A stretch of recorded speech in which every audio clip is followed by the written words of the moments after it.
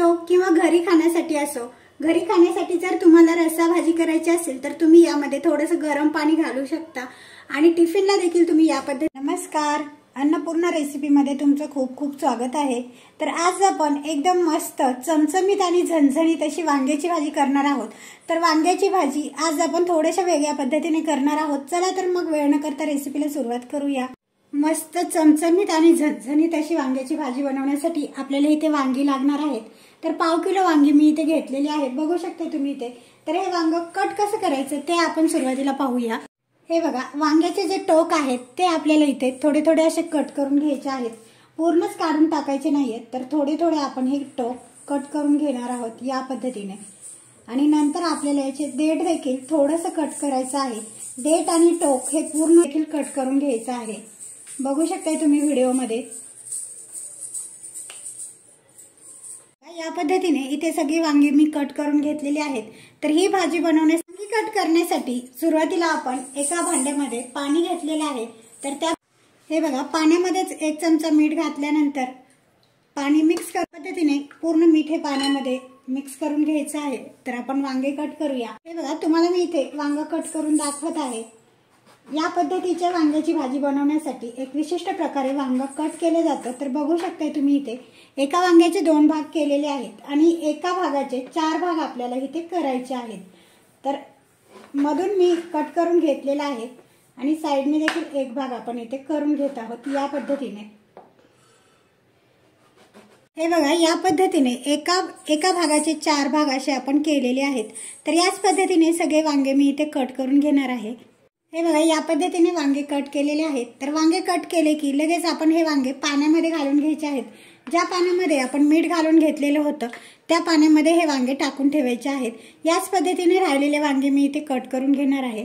बघा, इथे सगळे वांगी कट करून घेतलेली आहेत। वांगी ही पाण्यामध्ये घालून ठेवायची आहेत, त्यामुळे वांगी ही काळी। एक वांग मधून अर्ध कट करून त्याचे मी 2-2 भाग असे एका वांग्याचे 4 भाग करून वांगे कट केलेले आहेत।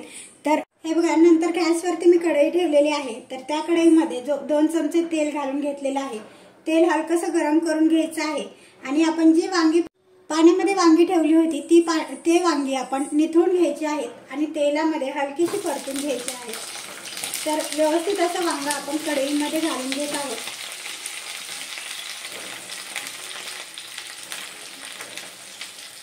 हे बघा, वांगी परतून घेताना मीडियम फ्लेम वरतीच आपण हे वांगी परतून घेणार आहोत। हलकेसे थोडेसे त्यावरती डाग येईपर्यंत आपण वांगी परतून घेत आहोत। हे बघा, इथे 1 ते 1.5 मिनिटे झालेले आहेत। आपण अशीच ही वांगी परतून घेतलेली होती। तर इथे आपण आता हळद घालणार आहोत। पाव चमचा मीठ आणि पाव चमचा हळद घालायची आहे। हळद आणि पण यामध्ये मीठ आणि हळद घातल्यामुळे होतं काय की मिठामुळे वांग्याला पाणी सुटतं आणि अर्धवट वांगी इथे शिजली जातात, त्यामुळे आपण इथे हळद आणि मीठ घातलेलं आहे। तर ही स्टेप स्किप करायची नाहीये, हळद आणि मीठ घालायचं आहे। सुरुवातीला अर्धा मिनिट आपण हे व्यवस्थित असं मिक्स करून घ्यायचं आहे। नंतर झाकण ठेवून 1 ते 1.5 मिनिटं हे वांगी छान अशी वाफवून घ्यायची आहेत। आपली वांगी परतत आहे तोपर्यंत आपण एक छोटंसं असं वाटण करून घ्यायचं आहे। त्यासाठी मिक्सरच्या भांड्यामध्ये इथे मी 10 ते 15 लसणाच्या पाकळ्या घातलेल्या आहेत। अर्धा इंच आलं टाकायचं आहे। आपण वांग्याची भाजी हिरव्या मिरचीमध्ये करत आहोत, त्यासाठी मी हिरवी मिरची घेतलेली आहे। 6 ते 7 हिरव्या मिरच्या घेतलेल्या आहेत। मिरचीचं प्रमाण तुम्ही तुमच्या अंदाजाने कमी जास्त करू शकता। आणि या ठिकाणी मी वापरलेले आहेत कच्चे शेंगदाणे। तर कच्च्या शेंगदाण्याचाच इथं मी वापर केलेला। शेंगदाणे घातलेले आहेत। नंतर यामध्ये घालायची आहे कोथिंबीर। तर 1 वाटी कोथिंबीर घेतलेली आहे। कोथिंबीर ही मी देठासहित घेतलेली आहे, त्यामुळे भाजीला छान अशी टेस्ट येते। तर 1 ते 2 चमचे पाणी घालायचं आहे आणि बारीक असं वाटून घ्यायचं आहे। बघा, इथे आपलं वाटण तयार आहे। तर आपण वांगे चेक करणार आहोत। तर तुम्ही बघू शकताय, झाकण काढून आपण बघूया। तर हलकासा असं मॉइश्चर इथे जमा झालेलं आहे। वांगी आपली अर्धवट अशी शिजलेली। यातलं मॉइश्चर कमी करण्यासाठी अर्धा मिनिट आपण अशीच बघा, तुम्ही इथे बघू शकताय वांग्यातलं मॉइश्चर थोडंसं कमी झालेलं आहे। तर आपण इथे गॅस बंद करून घेणार आहोत आणि वांगे आपण साईडला काढून घ्यायचे आहे। कढईमध्ये मी इथे 1.5 पळी तेल घातलेले आहे। तर त्यामध्ये बारीक चिरलेला कांदा घालायचा आहे। तर इथे मी एक मोठ्या साईजचा कांदा बारीक असा कट करून घेतलेला आहे, तो घालायचा आहे आपल्याला इथे। व्यवस्थित असं मऊ होईपर्यंत परतून घ्यायचं आहे या पद्धतीने।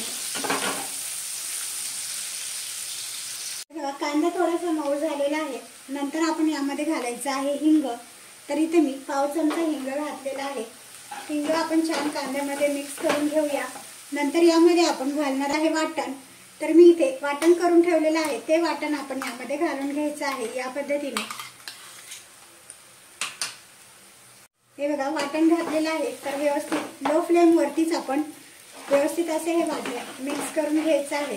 एक 4 ते 5 मिनिटं परतून घ्यायचं आहे। तुम्हाला जर वाटत असेल खाली वाटण हे चिकटत आहे, आपण यामध्ये कच्ची शेंगदाणे घातलेले आहेत, त्यामुळे खाली चिकटण्याची शक्यता असते, तर यामध्ये आपण थोडंसं पाणी घालू शकतो। तर व्यवस्थित परतून घेऊया।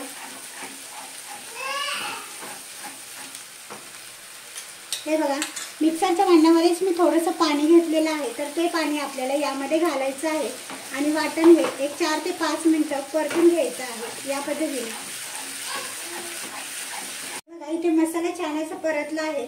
नंतर यामध्ये आपण घालणार आहोत हळद। तर इथे मी पाव चमचा हळद घेतलेली आहे, ती घालायची आहे। नंतर यामध्ये घालायचा आहे टोमॅटो। टोमॅटो मी बारीक असा कट करून घेतलेला आहे, तो घालायचा आहे। टोमॅटो आपल्याला जास्त मऊ करून घ्यायचा नाहीये, थोडासा फक्त मऊ करायचा आहे। वांग्यासोबत टोमॅटो देखील मऊ असा शिजला जातो, त्यामुळे फक्त 1-2 मिनिटं टोमॅटो घालून व्यवस्थित मिक्स करून घ्यायचा आहे। नंतर यामध्ये घालायचं आहे वांग्याच्या भाजीला मस्त झणझणीतपणा येण्यासाठी छोले मसाला। तर इथे मी 2 चमचे छोले मसाला घेतलेला आहे, तर घालून व्यवस्थित असं मिक्स करून घेऊया।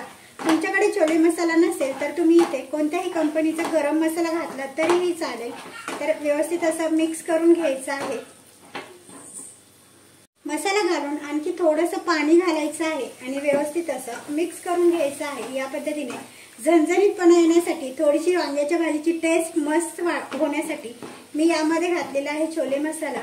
तर मसाला घातलेला आहे। नंतर आपण यामध्ये वांगे घालणार आहोत दिला आहे, तर अर्धवट शिजून ठेवलेली वांगी आपण यामध्ये घालणार आहोत। वांगे शिजायला वेळ नाही लागणार आहे आता आपल्याला, आपण सुरुवातीलाच वांगे अर्धवट असे शिजवून घेतलेले आहेत। तर मिक्स करायचं आहे आणि 1 ते 2 मिनिटं झाकण ठेवून एक वाफ काढ। तुम्हाला जर ही थोडीशी रस्सा भाजी करायची असेल तर तुम्ही यामध्ये गरम पाणी 1 वाटी गरम पाणी देखील घालू शकता, पण ही भाजी शक्यतो जास्त पातळ न करता घट्टसर अशी ही भाजी छान लागते। टिफिनला देखील तुम्ही ही भाजी देऊ शकता।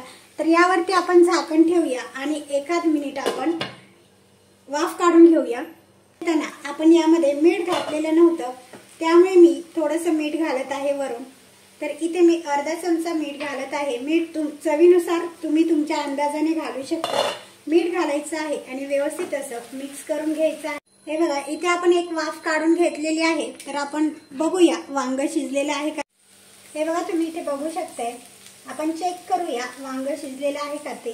तर इथे वांग छान असं शिजलेलं आहे, मऊ झालेलं आहे। जास्त देखील वांग आपल्याला इथे गाळ करायचं नाहीये। तर इथे आपण गॅस बंद करून घेणार आहोत। तर मग गरमागरम वांग्याची भाजी तयार आहे। ही भाजी तुम्ही चपाती किंवा भाकरी सोबत किंवा वरण भातासोबत देखील तोंडी लावण्यासाठी खाऊ शकता। हे बघा मी तुम्हाला ही भाजी प्लेटमध्ये काढून दाखवत आहे, बघू शकताय तुम्ही। मस्त चविष्ट चमचमीत अशी ही भाजी तयार झालेली आहे। घरभर ह्याचा सुगंध दरवळत आहे। चवीला देखील अप्रतिम अशी ही भाजी लागते। नक्की करून पहा। सोप्या पद्धतीने अगदी झटपट तयार होणारी भाजी आहे। कमी वेळेत आणि कमी साहित्यामध्ये होते। व्हिडिओ आवडल्यास लाईक करा, शेअर। हे बघा तयार झालेली आहे मस्त चमचमीत झणझणीत अशी वांग्याची भाजी। तर आज आपण वेगळ्या पद्धतीने हिरव्या मिरचीची वांग्याची भाजी कशी करायची ते पाहिलेले आहे। तर तुम्हीही ट्राय करा, झटपट होते, कमी वेळेत होते, कमी साहित्यामध्ये होते। ज्यांना कुणाला वांग आवडत नाही ते देखील 1 म्हणता 2 चपाती नक्कीच खाणार अशी ही भाजी होते। चला तर मग व्हिडिओ आवडल्यास लाईक करा, शेअर करा, सबस्क्राईब करायला विसरू नका। अशा नवनवीन साध्या सोप्या झटपट तयार होणाऱ्या रेसिपीज पाहण्यासाठी बेल आयकॉनला क्लिक करा। चला तर मग भेटूया एका नवीन रेसिपी सोबत पुढच्या व्हिडिओमध्ये। तोपर्यंत बाय बाय।